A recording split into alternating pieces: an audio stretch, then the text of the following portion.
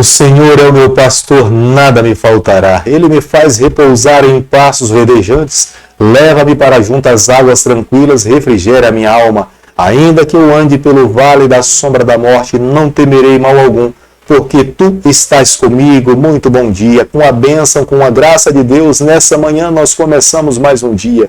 Queremos viver exclusivamente para o Senhor. Queremos a cada dia sermos mais de Deus e menos dessa terra. É a razão pela qual todos os dias nós estudamos um capítulo da palavra do Senhor. E nessa manhã eu convido você a ter nas mãos a palavra de Deus no livro de Daniel, capítulo 8, o versículo 1 e o versículo 2. No ano terceiro do reinado do rei Belsazar, eu, Daniel, tive uma visão depois daquela que eu tivera a princípio. Quando a visão me veio, pareceu-me estar eu na cidade de Suzã, que é província de Elão, e vi que estava junto ao rio Ulai. Nós não podemos nos esquecer em momento algum. Quem toma a iniciativa para salvar os seus filhos é o Senhor. É Deus que se revela aos seus filhos que se encontram nessa terra. Se Deus não abrir as cortinas das mansões celestiais para que nós possamos entender as verdades divinas, nós não enxergamos nada, nós não entendemos nada. Carecemos de Deus, precisamos do Senhor a cada dia que vivemos nessa terra. Quanto mais nós nos aproximamos no final da história do planeta Terra, nós precisamos sim estarmos ligados a Deus para que Ele fale ao nosso coração e nós possamos entender as suas verdades. Quando nós olhamos para a Bíblia, conseguimos observar que o livro de Romanos e o livro de Hebreus abrem os nossos olhos para que nós possamos compreender a justificação pela fé, que é somente através em Jesus Cristo. Mas o livro de Daniel e o livro do Apocalipse nos traz uma visão mais clara da volta de Cristo a essa terra.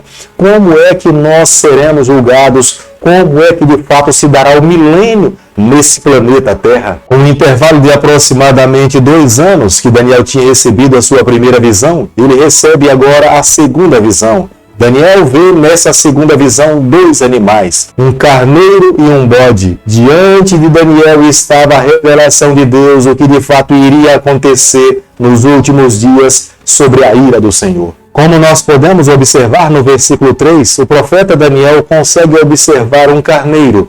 Nele ele enxerga 2 chifres. Primeiro vem um chifre e depois então aparece o outro.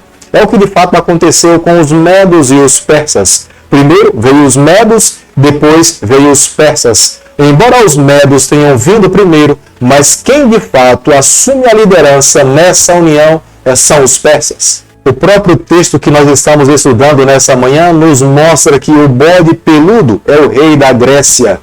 Tendo um chifre entre os olhos, ele é entendido como sendo o rei da Grécia. Os gregos costumavam falar de si mesmo como tendo a representação de um bode, e eles tinham o bode como sendo um símbolo nacional. Daniel capítulo 8, versículo 9, a Bíblia diz o seguinte: de um dos chifres saiu um chifre pequeno, e se tornou muito forte para o sul, para o oriente e para a terra gloriosa.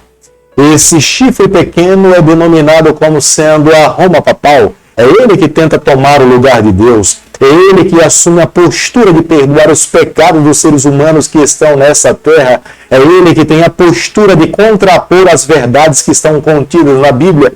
Foi ele mesmo que autorizou a morte dos cristãos fiéis que amavam e que seguiam a verdade do Senhor. Nós podemos observar nos versículo 13 ao versículo 19 que o coração de Daniel ficou completamente perturbado, porque ele via a aflição daqueles que estariam vivendo nesses últimos dias. Mas Deus revelou essa verdade para Daniel, falando que de fato não seria fácil, mas o próprio Deus estaria ao lado do seu povo para ampará-los e protegê-los. Deus falava dessas verdades para que o seu povo não fosse enganado por esse chifre pequeno que representa a Roma papal, que tem de fato deturpado a palavra de Deus e levado muitas pessoas a viver enganadas nos dias em que nós estamos vivendo. Daniel capítulo 8, versículo 14, a Bíblia diz o seguinte: e ele me disse até 2.300 tardes e manhãs e o santuário será purificado. o santuário de Deus seria purificado. O próprio Cristo exerceria essa responsabilidade de purificar o santuário. A purificação do santuário se daria com a obra ministerial de Jesus Cristo em prol daqueles que estavam vivendo nessa terra. O próprio Cristo, que um dia colocou os seus pés nesse mundo, iria interceder, passar nome por nome, absorvendo todo aquele que aceitou a Jesus e se colocou nas suas mãos. Mas seria nesse período também que haveria um reavivamento nessa terra. Deus iria levantar homens e mulheres que restaurassem uma verdade. Deus iria levantar um movimento para que falasse ao mundo inteiro que a palavra de Deus é real, ela tem valor. E quando nós olhamos para 1844, nós conseguimos observar que um grande reavivamento mundial, com o objetivo de exaltar a palavra de Deus, se deu na América. E muitas pessoas ao redor do mundo também conseguiram compreender que esse movimento era um movimento divino, guiado por Deus. Hoje, a cada dia, essas verdades têm se expandido ao redor do mundo, com o objetivo de alcançar o mundo inteiro. O desejo de Deus é que cada um dos seus filhos tenha a palavra de Deus nas mãos e anuncie ao mundo inteiro que muito em breve ele vai voltar aqui a essa terra e que os seus filhos precisam estar prontos, preparados para se encontrar com o seu Deus e viver eternamente. Querido Pai, em Tuas mãos nessa manhã nós nos colocamos. Queremos viver exclusivamente para o Senhor. Toma o nosso coração, perdoa os nossos pecados, nos dê a graça de vivermos exclusivamente para Ti. É o nosso pedido, é a nossa oração e nós fazemos em nome de Jesus.